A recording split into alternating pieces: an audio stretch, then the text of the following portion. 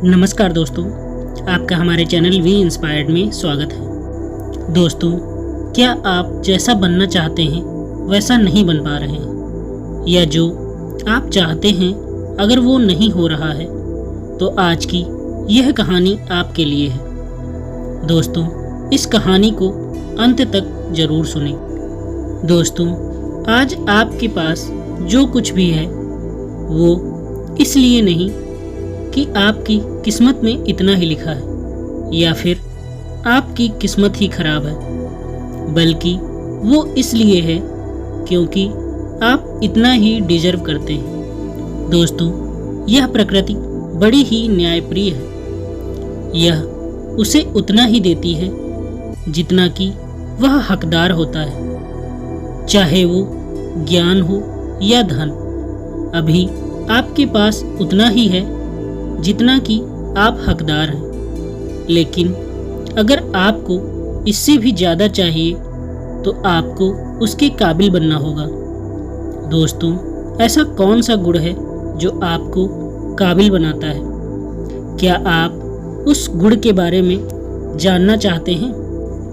अगर आप जानना चाहते हैं तो आप गौतम बुद्ध के जीवन की इस कहानी को अंत तक ध्यान से सुनिए। दोस्तों, इस कहानी को सिर्फ समझिएगा मत, बल्कि इस कहानी को अपने भीतर उतर जाने दीजिए। तो बिना समय को गंवाएं, चलिए कहानी की शुरुआत करते हैं। दोस्तों, एक बार गौतम बुद्ध को एक सभा में भाषण करना था, और जब सभा का समय हुआ तब बुद्ध वहां आए और बिना कुछ बोले ही वहां से चले गए।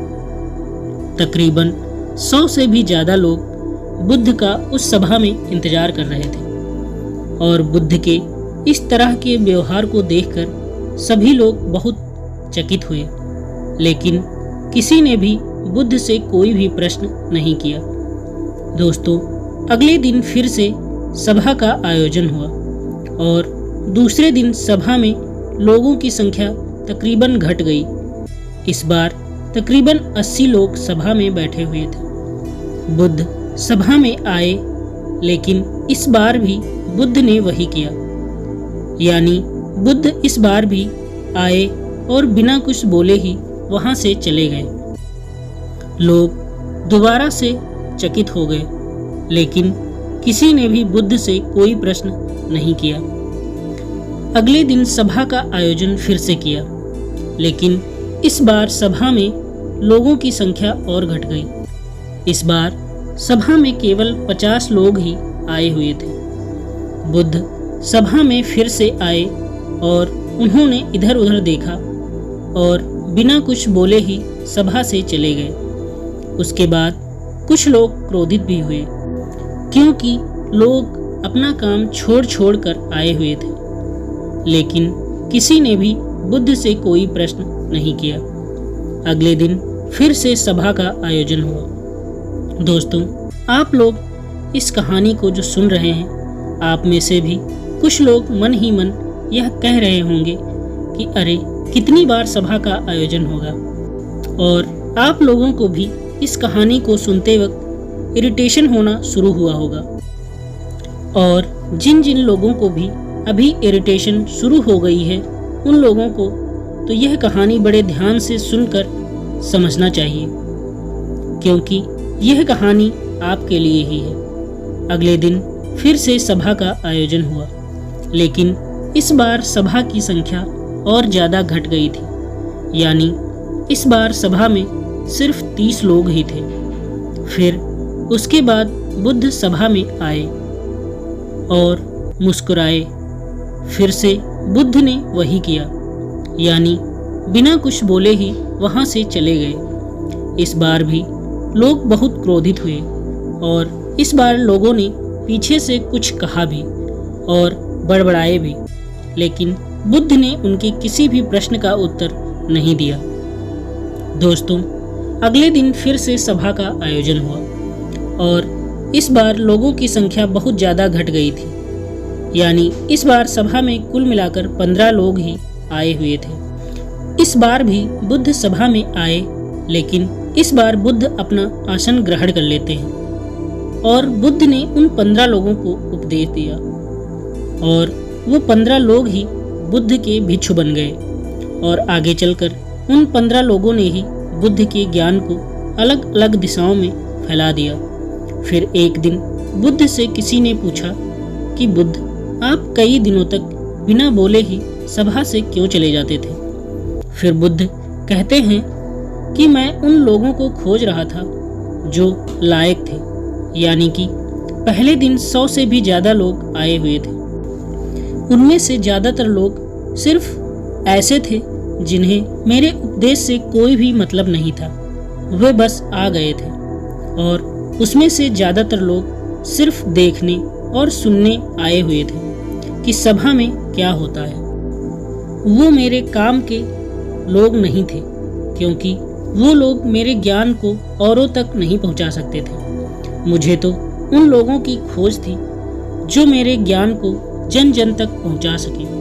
कई दिनों तक सभा से बिना बोले ही मैं इसलिए चला गया क्योंकि मैं यह देखना चाहता था कि वो कौन लोग हैं जिनके भीतर वास्तव में प्यास है। जिन लोगों के भीतर में वास्तव में प्यास थी वो लोग अंत तक जरूर रुके, और जो लोग बस ऐसे ही आ गए थे वो लोग पहले या दूसरे दिन ही चले गए। जिनके भीतर धैर्य था उन्हें मुक्ति का मार्ग भी मिला, और जो लोग जल्दबाजी में थे वो लोग अब घर में बैठे हुए हैं। सवाल यह नहीं है कि मैं तुम्हें क्या दे सकता हूँ, बल्कि सवाल यह है कि तुम क्या ले सकते हो। तुम्हारा पात्र कितना बड़ा है और कितने के तुम हकदार हो।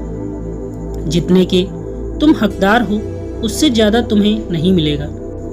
फिर वह व्यक्ति बुद्ध से पूछता है कि बुद्ध लायक कैसे बने। फिर बुद्ध कहते हैं कि धैर्य के द्वारा। जिस व्यक्ति के अंदर धैर्य है वह अपने जीवन में कुछ भी पा सकता है। सभा में जितने भी लोग आए हुए थे और उसमें से अंत तक वही रुके जिनके अंदर धैर्य था। चाहे तुम्हारे जीवन में तुम्हारा लक्ष्य जो कुछ भी हो, लेकिन तुम बिना धैर्य के सफलता के चरम तक नहीं पहुंच सकते। फिर वह व्यक्ति बुद्ध से पूछता है कि कोई व्यक्ति अपने भीतर के धैर्य को कैसे बढ़ाए। बुद्ध कहते हैं कि निरंतर अभ्यास के द्वारा हम अपने भीतर के धैर्य को बढ़ा सकते हैं। जैसे कोई व्यक्ति जब ध्यान करना शुरू कर देता है तो उसका मन उसके सामने कई सारे अड़चनें लाता है, लेकिन उसका धैर्य उसे एक दिन उसके लक्ष्य तक जरूर पहुंचा देता है। फिर वह व्यक्ति बुद्ध से कहता है कि मैं समझ गया बुद्ध, मैं समझ गया, यानी मुझे धैर्य के साथ निरंतर अभ्यास करने की आवश्यकता है। दोस्तों, अब आपको समझ आ गया होगा कि आपके पास वो क्यों नहीं है जो आप पाना चाहते हैं, क्योंकि आप उसके लायक नहीं हैं। आप लायक तभी बनेंगे जब आप अपने भीतर धैर्य को बढ़ाएंगे। और धैर्य कैसे बढ़ेगा? धैर्य बढ़ेगा निरंतर अभ्यास के द्वारा। और अभ्यास कौन करेगा? अभ्यास करेंगे आप। तो फिर करते क्यों नहीं? दोस्तों, खुद से ईमानदारी के साथ एक प्रश्न जरूर पूछिए। जो आप भविष्य में बनना चाहते हैं उसके लिए क्या आप धैर्य के साथ काम कर रहे हैं? दोस्तों, अगर उसका उत्तर नहीं है तो अपनी असफलता के जिम्मेदार आप खुद होंगे। दोस्तों, आज की यह गौतम बुद्ध की शिक्षाप्रद कहानी आपको जरूर पसंद आई होगी। अगर यह कहानी आपको पसंद आई है तो हमें कमेंट बॉक्स में यस जरूर लिखें, और उसके साथ ही इस कहानी को अपने दोस्तों के साथ शेयर करें, और वीडियो को भी लाइक करना ना भूलें तथा हमारे चैनल को सब्सक्राइब करें। धन्यवाद।